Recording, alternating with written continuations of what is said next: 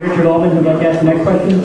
Yeah, just a little bit of concern here. A few years ago, I remember reading a Newsday story about a case in Long Island brought against a gay male transvestite, where the Nasasu Supreme Court Justice ended up throwing out the case because the prosecutor made the person's sexual identity and the cross-dressing an issue before the grand jury.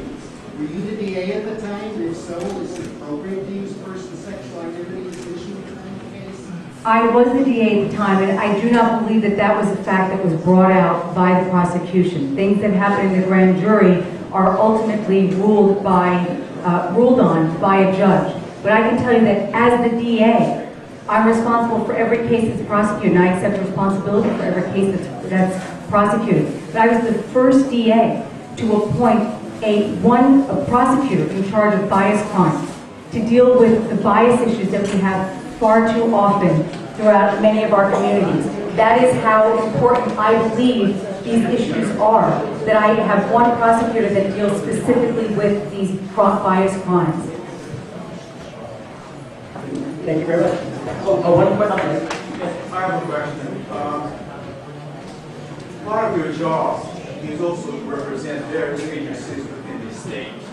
We have a case now, local case here, where a distinguished doctor has been sued by the Department of Health to turn over private documents, medical documents from his patient, HIV patients, to the Department of Health.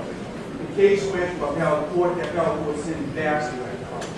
And agreed that those documents are private. Now, the lawyers from the Department of Health, from the district attorney, continue to pressure the patient and the doctor to turn over the documents, even though the appellate court said it's against the law.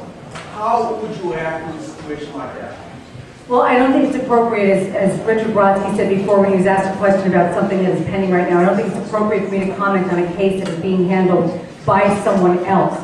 But I can tell you that the Office of the Attorney General is one where you have to have someone who believes in fundamental fairness and is ready to be a fighter on behalf of everyone. Wherever there is a wrong, wherever there is injustice, it's the Attorney General's role to represent each individual person, every single New Yorker, regardless of what the discrimination might be or the charges are. And I will do that. I will be a fighter. I've been a fighter my entire career, but I don't think it's appropriate for me to comment on the specifics of that individual case. But thank you for the question.